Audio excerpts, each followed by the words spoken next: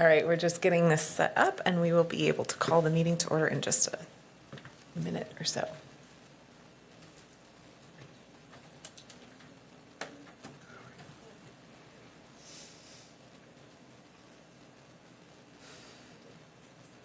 I know.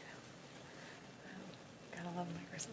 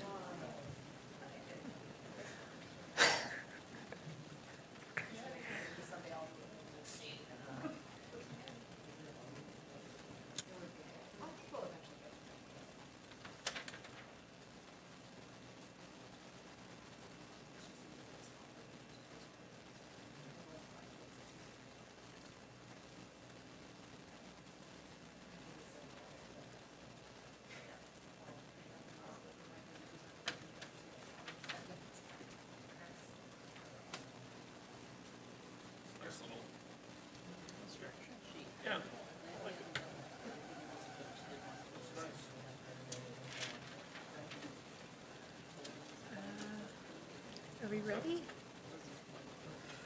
Yeah. Great. Okay.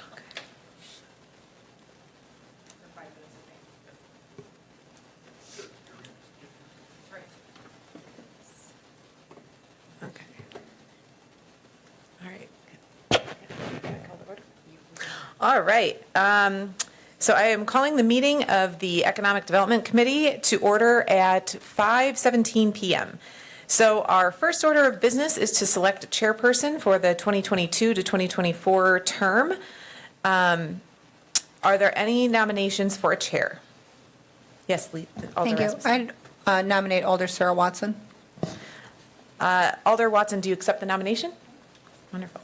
Is there a second to nominate Alder Watson as the new chair?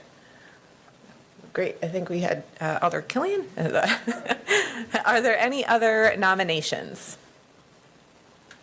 All right, seeing none. Is there a motion to close the nominations?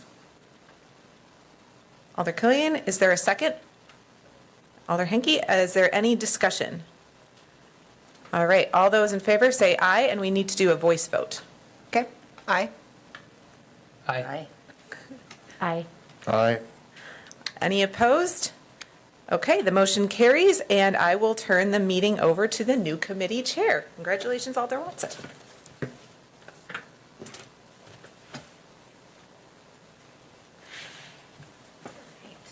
Thank you.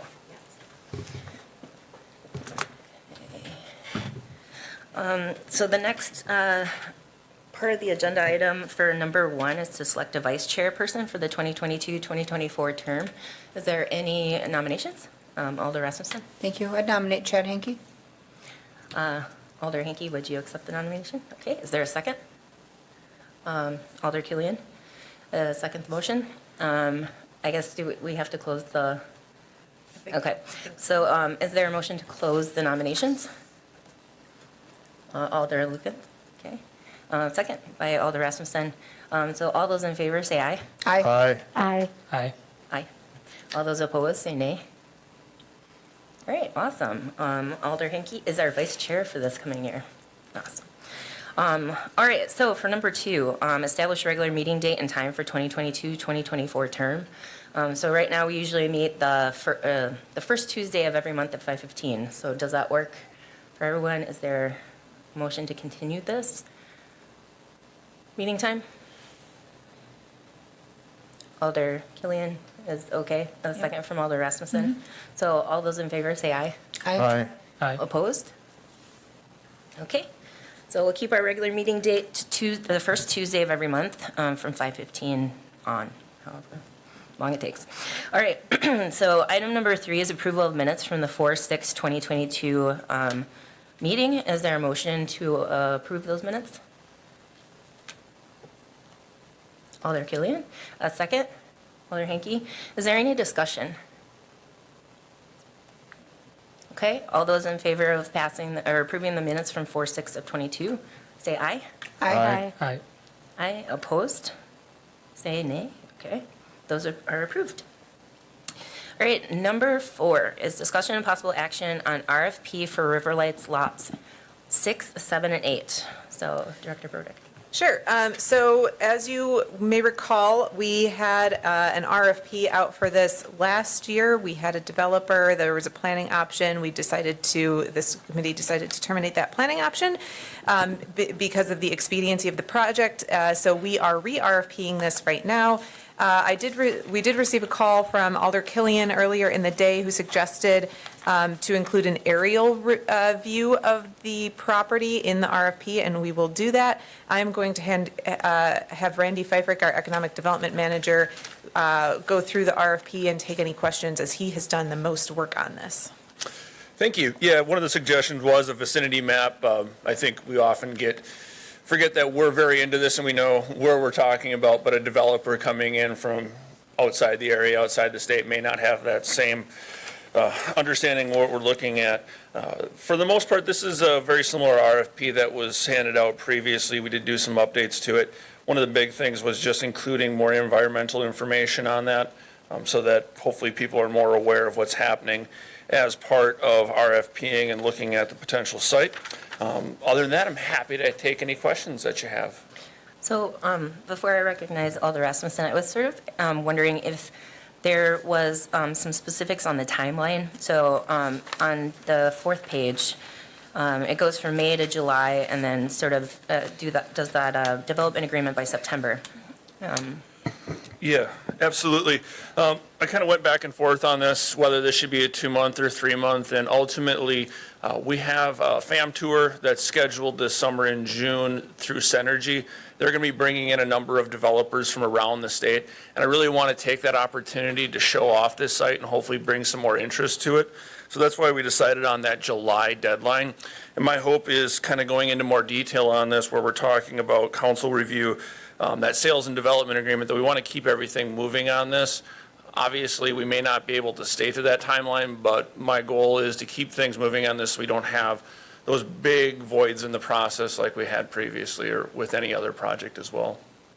Alder Rasmussen? This is the parcel that we had held on an option for T-wall, correct? Yes, this was where we were discussing about the T-wall had the Where planning you had the option. 2 buildings with the gap between? Okay. Correct. All right, yep, that makes sense, thank you. And I guess I had an additional question. I don't know if it's possible to add on page 4 that local union contractors could be used for the project as subcontractors, and that might get scoring higher scores than, say, using out of city.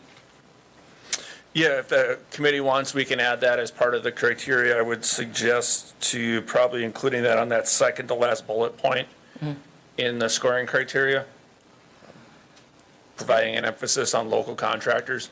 So I'm not sure if I can make an amendment to this as chair or not. I think you can. The chair can make motions and amend, can't they? Pretty sure. Yes, I believe that you can, but I'll make a caveat. There's a state statute against being careful about favoring local contractors and giving them precedence over others, which I'll have to double check and send to Randy, but Okay. you can go ahead and make your motion. Okay.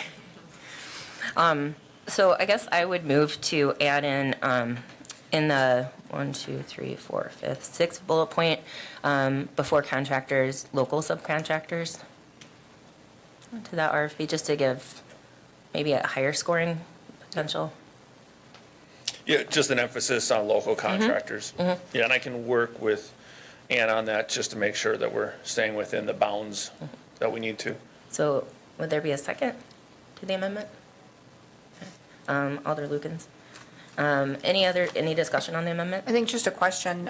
So your goal is really then to just add a weighting to the scoring for local labor and local vendors, is that correct? Correct. Okay. I think that's not even preferential, really. It's just recognizing that, same thing as rewarding them for using green material and green practices, which we score for that as well. So I'll support that. Okay. Any other discussion?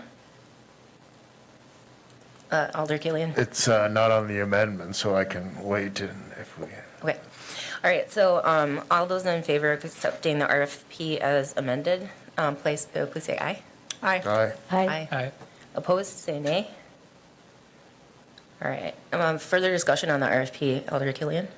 I just had one question. Last year, when this came up with the two proposals we received, Mr. Duncanson had come and he spoke to the committee, the former Parks Director, and he had brought up some points about kind of in the initial plans for the riverfront, it was very important that there be green space and public space. And I know with the last two proposals, there'd been some concern, and whether or not that those had been borne out, I don't know, perhaps not. But there was just some, I think, interest in making sure that whatever was developed, it didn't really unduly infringe on the public's ability to use that part of the riverfront, and perhaps it's premature to even bring that up until we see proposals, but I know that he had come to talk to us about that, and I think he made some good points. Sure, I think that it can be incorporated, there's a perspective that could be incorporated into some of the scoring criteria, but yes, I think that that's a perfect opportunity to look at some of those items when we have proposals in front of us from the developers that submit. And I Thank guess you. I also wonder if that's sort of captured in the scoring of number 3, because it's like the River Life District vision, and I think if that's a shared community vision, it's probably captured in there. Alder Rasmussen? Thank you. Alder Killian is right on that. That's one thing that when the original Riverfront Master Plan was put in play, we wanted to be very mindful of the fact that it's not just someone's front lawn for the people who live there, but we spent tax dollars acquiring it. We wanted to make sure that we had maximum opportunity for the entire community to access and enjoy that parcel. And so one of the things that we were critical of with one of those proposals was that one of them was one building that completely blocked the view of all of the investments that have been made in the park and the wharf and, all those things that you want people to see. And if the only way you can see them is coming across the Bridge Street Bridge from the other way, then you've wasted an opportunity for people to see all of those things that we've invested in. So maybe in the narrative, it may be helpful if that's expanded a little bit to recognize that this area is an active public space and that we want to maximize people's ability not only to use and access it, but the aesthetics so that the public amenities are incorporated and visible into whatever gets designed. Because that was, I think that from the outset, we were mindful of that, but it took former Director Duncanson to remind us of what our original goal was, because he was in on that original planning. And so I think for people to know that on the front end, though, rather than to go through the time and effort of putting a plan together only to be disappointed when we criticize what it looks like, if we could expand that on the front end would be helpful. Yeah, I think as part of the kind of the RFP on the website too, I linked it in here in the zone, under zoning, but the Wausau East Riverfront Redevelopment District, making sure that that's front and center for people to see and that they have every opportunity to view that and include that complimentary as part of their proposal. The aerial photo idea is a good addition as well, because then people are going to be able to see what's all there, because with a 2D map, you really don't. But, obviously we want that space to be highlighted in the entire riverfront because it's a substantial public investment. Absolutely. I mean, is there a way to maybe incorporate that into like maybe the second paragraph of the history and background, or develop a little more in the design standards area on page 3?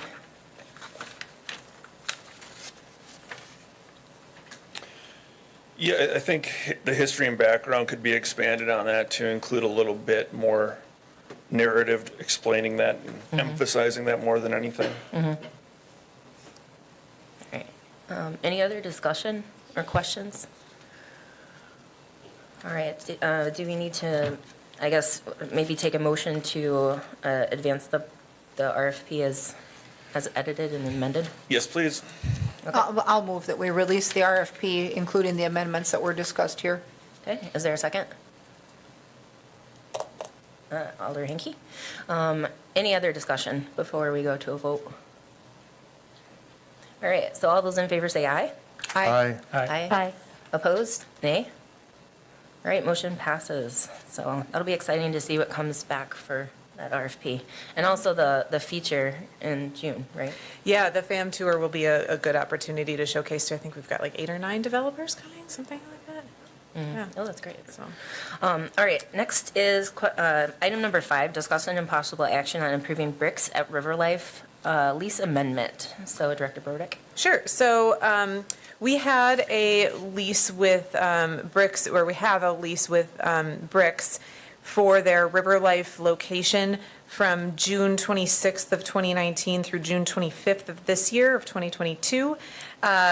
When we saw that the lease would be expiring, basically in the beginning to middle of the season, we decided, we reached out to Bricks or I should say, they reached out to us and talked about what it would look like to do a lease amendment that would, or extension through the end of the 2022 season. So we talked with Kevin and Holly Brickley Miller about this amendment. Basically, we're taking it from extending this lease. Instead of June 25th as the expiration, it will be September 25th as the expiration, which is a Sunday. The season would be May 27th through September 25th. That season is meant to accommodate the workers that they need at that location. We did not amend the hours of operation. Those remain the same as the original lease. And then we did talk about the maintenance of the premises. Parks will be providing restroom cleaning at opening and midday, and Bricks will be closing the restrooms when they close their operations for the day. And then, yeah, I think it's basically, this lease amendment is essentially allowing both Bricks and the city to have a full 3 years, which was what was really contemplated in the initial lease, to assess the success of that location and that facility for them. Obviously, 2020 was kind of, a year was taken away, so we are now extending through the end of this season, and then we'll reassess after that. So, yeah. Thank you. I'm glad to see that we are, through the lease terms, assigning the park department to maintain those bathrooms. I think that's been a sticking point, and it's been a problem, because we've got really what is a public amenity, and we're asking a private sector contractor to keep up with the maintenance of that, where with other park department facilities, that's not the case. So I think that will help their operation on the private sector side. Separate from that, with regard to the operation of those bathrooms, when Bricks is out of season, it would be nice, since we've got a longer outdoor season than what they operate, if we could have the park department manage and operate those longer than September 25th. I would like to see, it's fine if Bricks is going to open and close them when they're in season, but when they're not, from September 26th until November 1st, there's a need for those beyond just the summer season. So if the park department's managing that, I would like to see, and that's not, between us and Bricks, that's one thing, but as far as a practical application for how that functions, that shouldn't just be open for 3 months of the year. So, but I do support the adjustment to have the park department responsible for that maintenance. So I'd move to approve this as written. Okay. Is there a second? Alder Killian? Any other discussion? Alder Hanky? So are these contracts set up to be 3-year leases? Because I read something in here afterwards, there's a month-to-month option. Yeah, so the original lease was set up to be 3-year terms. We decided to, because it was supposed to be a full 3 years that they had to assess the location. And like I said, 2020 was kind of taken away from them because of the pandemic. So this kind of gets them that 3rd year, and then we would be able to assess after that. It was intended to be a 3-year term, but, that's part of the amendment. Moving forward, would we look for 3-year other location? We would other definitely people look there? for a longer-term lease, I think, but we will need to assess at the end of this season what that looks like and if that's with them or, yeah. And I think another question I had too was about weather permitting in number 2. I guess, what does that mean? And like the inconsistency for the customers?